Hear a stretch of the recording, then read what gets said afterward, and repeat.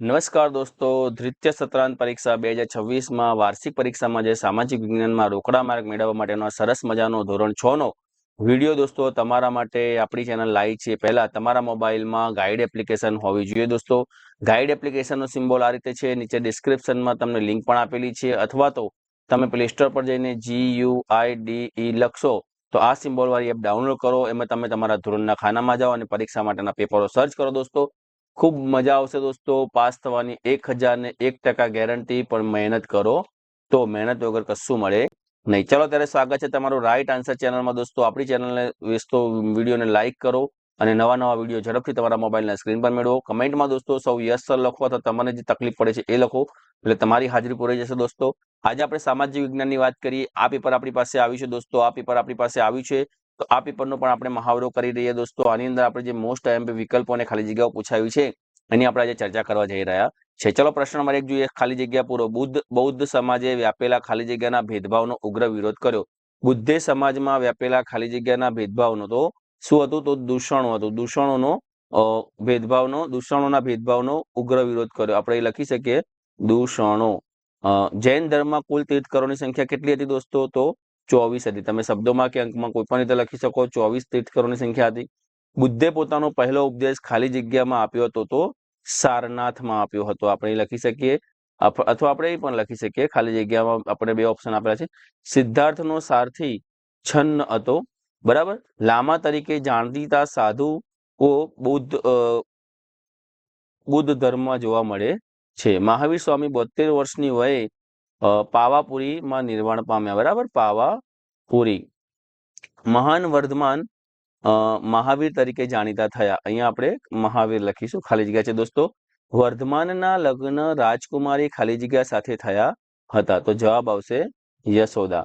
મહાવીર સ્વામીનું બાળપણનું નામ શું હતું? તો જવાબ આવશે વર્ધમાન। જૈન ધર્મના 24મા અને છેલ્લા તીર્થંકર એટલે અહીંયા જવાબ આવશે મહાવીર સ્વામી। જૈન ધર્મને ખાલી જગ્યા જૈન ધર્મને જાણવાના મહત્વપૂર્ણ સ્ત્રોત છે, તો અહીંયા જવાબ આવશે દોસ્તો, તમને આવડે છે તમે કમેન્ટમાં જણાવો, આગમ ગ્રંથો। ગૌતમ બુદ્ધ ખાલી જગ્યા અને ખાલી જગ્યાનો ઉપદેશ આપી માંસાહાર અને ઊંચ નીચના ભેદભાવનો વિરોધ કર્યો દોસ્તો, તો સત્ય અને અહિંસા, બરાબર। બુદ્ધ સમાજમાં વ્યાપેલા ખાલી જગ્યાના ભેદભાવનો ઉગ્ર વિરોધ થયો, તો ઉચ્ચ નીચ। સિદ્ધાર્થે ખાલી જગ્યા અને ખાલી જગ્યાના શોધ માટે સંસારનો ત્યાગ કર્યો, તો સિદ્ધાર્થે જ્ઞાન પ્રાપ્તિ અને સત્ય, જ્ઞાન પ્રાપ્તિ અને સત્યની શોધ માટે સંસારનો ત્યાગ કર્યો। સિદ્ધાર્થની પત્નીનું નામ શું હતું? તો સિદ્ધાર્થની પત્નીનું નામ યશોધરા હતું, યશોધરા। નાનપણથી સિદ્ધાર્થ ખાલી જગ્યા અને ખાલી જગ્યા સાથે સંકળાયેલા હતા, તો શિક્ષણ અને જ્ઞાન સાથે, બરાબર। ગૌતમ બુદ્ધનું બાળપણનું નામ શું હતું? તો ગૌતમ બુદ્ધનું બાળપણનું નામ હતું સિદ્ધાર્થ। મહાવીર સ્વામીએ જૈન સાધુઓ અને સાધ્વીઓને ખાલી જગ્યાનું પાલન કરવા જણાવ્યું હતું, તો બ્રહ્મચર્યનું। શેનું?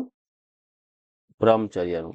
મહાવીર સ્વામી માનતા કે ખાલી જગ્યા માનવ સમાજનું સૌથી મોટું દૂષણ છે, તો હિંસા। હિંસા એ માનવ સમાજનું સૌથી મોટું દૂષણ છે। ઇન્દ્રિયો પર વિજય પ્રાપ્ત કરવાની પરાક્રમથી વર્ધમાન ખાલી જગ્યા તરીકે જાણીતા થયા, મહાવીર। શેનાથી જાણીતા થયા? મહાવીર। ગૌતમ બુદ્ધના પિતાનું નામ હતું શુદ્ધોદન, શુદ્ધોદન। પાર્શ્વનાથ ખાલી જગ્યાની વર્ષની વયે ગૃહત્યાગ કરી સંસારી બન્યા, તો પાર્શ્વનાથે 30 વર્ષની વયે, બરાબર।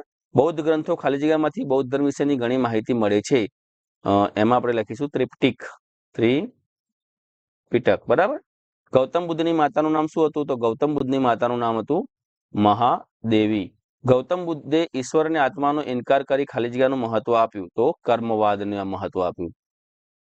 ગૌતમ બુદ્ધે સૌ પ્રથમ વખત 5 બ્રાહ્મણ મિત્રોને ખાલી જગ્યા ખાતે ઉપદેશ આપ્યો હતો, તો આપણે આગળ જોયું એમ સારનાથ ખાતે। ગૌતમ બુદ્ધે ખાલી જગ્યા સાથે પીપળાના વૃક્ષ નીચે બેસીને સાધના કરી, તો આપણે જવાબ આપીશું બોધિ ગયા। ગૌતમ બુદ્ધનો જન્મ ઈસવીસન પૂર્વે ખાલી જગ્યામાં શુદ્ધોદન અને મહાવીરના ઘરે થયો હતો, અહીંયા આપણે જવાબ આપીશું ગૌતમ બુદ્ધનો જન્મ ઈસવીસન પૂર્વે 566। કપિલવસ્તુના ક્ષત્રિયો ખાલી જગ્યા જાતિના હતા, તો અહીંયા જવાબ આપીશું આપણે શાક્ય। અને ભારતમાં હિમાલય નજીક ખાલી જગ્યાની તરાઈમાં કપિલવસ્તુ નામનું રાજ્ય હતું, અહીંયા આપણે આપીશું નેપાળ, બરાબર। ચલો અહીંયા આપણે ઓપ્શન આયા સૌરાષ્ટ્રમાં ગિરનાર પર્વત, પર નીચેનામાંથી કોણ શુદ્ધોદન તળાવનું નિર્માણ કર્યું હતું? તો પહેલાનો જવાબ આવશે દોસ્તો સી. ઈસવીસન પૂર્વે 185માં મગધની ગાદી પર શૃંગવૃક્ષની સ્થાપના કોણે કરી હતી? તો બીજાનો જવાબ પણ આવશે સી. પુષ્પમિત્ર શૃંગે. ત્રીજા મહાસૌર્ય મોરગીમાં બનેલા કયો રોડ એશિયા ખંડનો સૌથી જૂનો માર્ગ છે? તો એમાં પણ સી જવાબ આવશે. ચોથાની અંદર મૌર્ય યુગમાં સિત્તા અધ્યક્ષ કયા વિભાગનો કાર્યભાર સંભાળતા હતા? તો ખેતી વિભાગનો. પાંચમાની વાત કરીએ દોસ્તો, શસ્ત્રો છોડી શાસ્ત્રનું શરણ લેવાનો ઉપદેશ અશોકને કોણે આપ્યું હતું? તો પાંચમામાં ઉપગુપ્તે. મૌર્ય સમાજમાં પ્રાંતીય વહીવટતંત્રમાં પ્રાંતનો વડો ખાલી જગ્યા હતો. છઠ્ઠામાં આવશે એ રાજ્યપાલ. મૌર્ય યુગમાં વહીવટી તંત્રમાં ન્યાય ખાતાનો વડો એટલે સાતમાનો જવાબ આવશે દોસ્તો બી પ્રદેશત્રી. આઠમાની વાત કરીએ દોસ્તો, કેન્દ્રીય વહીવટતંત્રમાં ચાણક્યએ કેટલા ખાતા દર્શાવ્યા છે? તો આઠમાનો જવાબ કરીએ દોસ્તો ડી 18. 19માં અશોકે સંઘમિત્રના બૌદ્ધ ધર્મના પ્રચાર માટે ક્યાં મોકલ્યા હતા? તો સિલોનમાં. અશોકના મોટાભાગના અભિલેખોની ભાષા કઈ છે દોસ્તો? તો પ્રાકૃત. કયું યુદ્ધ જીત્યા પછી સમ્રાટ અશોકનું હૃદય પરિવર્તન થયું? તો કલિંગ. 12માની વાત કરીએ, બિંદુસારે અશોકના કયા પ્રાંતના રાષ્ટ્ર તરીકે નિમણૂક કરી હતી? તો અવંતી. 13માની વાત કરીએ દોસ્તો, બિંદુસારના બે પુત્રોના નામ જણાવો. તો બિંદુસારના બે પુત્રો હતા દોસ્તો અશોક અને સુશીમ. ગ્રાન્ડ ટ્રંક રોડનું નિર્માણ સૌપ્રથમ કોના સમયમાં થયું હતું? તો ચંદ્રગુપ્ત મૌર્ય. આપેલ પૈકી મુદ્રા રાક્ષસ નાટકના લેખક કોણ છે? 15માં આવશે ડી વિશાખદત્ત. ચંદ્રગુપ્તના સમયમાં પુષ્પગુપ્ત જૂનાગઢમાં ખાલી જગ્યા તળાવનું નિર્માણ કરાવ્યું હતું. 16માં આવશે એ જવાબ દોસ્તો. 17ની વાત કરીએ, ચંદ્રગુપ્ત મૌર્ય સૌરાષ્ટ્રના રાષ્ટ્ર તરીકે કોની નિમણૂક કરી હતી? તો 17માં જવાબ આવશે સી પુષ્યગુપ્ત. 18માં દોસ્તો વાત કરીએ તો 18નો જવાબ આવશે સી. 19માં મૌર્ય વંશના સ્થાપક એટલે કે ચંદ્રગુપ્ત. 20ની વાત કરીએ તો 20માં પણ આવશે ચંદ્રગુપ્ત શાસનકાળ, તો 321 297. હવે 21ની વાત કરીએ દોસ્તો, તો 21માં આપણે જોઈએ ચંદ્રગુપ્ત બીજાના સમયમાં ચીની યાત્રાળુ ફાહિયાન. 22ની વાત કરીએ તો ચંદ્રગુપ્ત પહેલા લગ્ન કઈ રાજ્ય સાથે થયા હતા? તો કુમારદેવી સાથે. 23માં સમ્રાટ અશોકે કયા દેશના ધર્મ પ્રચારક હતો? ઈરાનમાં. 24માં અશોકના પિતાનું નામ? તો બિંદુસાર. અને ચાણક્ય કયા વિષયમાં નિપુણ હતા? તો ચાણક્ય હતા એ અર્થશાસ્ત્રમાં. 25ની વાત કરીએ તો એ અર્થશાસ્ત્ર. ચલો દોસ્તો 26ની વાત કરીએ તો ત્રીજું ગુજરાતના અશોકનો શિલાલેખ કયા જિલ્લામાં આવેલો છે? તો 26માં આવશે બી જુનાગઢ જિલ્લામાં. ત્રીજી બૌદ્ધ ધર્મ પરિષદ કોના અધ્યક્ષ પદે ભરવામાં આવી? તો 27માં જવાબ આવશે સી મોગલીપુત્ર.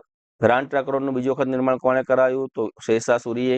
ગિરિનગર જુનાગઢમાં પુષ્યગુપ્તે કયા તળાવનું નિર્માણ કર્યું હતું? તો સુદર્શન તળાવનું. અને મૌર્ય વંશની જાણકારી મેળવવામાં કોનો સમાવેશ થતો નથી? તો 30માં આવશે દોસ્તો મેઘદૂતનો. તો અહીંયા દોસ્તો આપણે 30 ખાલી જગ્યાઓ અને 30 વિકલ્પો નો સરસ મજાનો મોસ્ટ આઈએમપી વિડીયો જોયો દોસ્તો. વિડીયો તમને કેવો લાગ્યો કમેન્ટમાં જણાવજો. પરીક્ષાલક્ષી વિડીયો છે તો ધ્યાનથી જોજો અને સૌ મિત્રોનો પૂરતો અભ્યાસ કરો. સૌને જય હિન્દ, જય ભારત, ટાટા, બાય બાય, આવજો.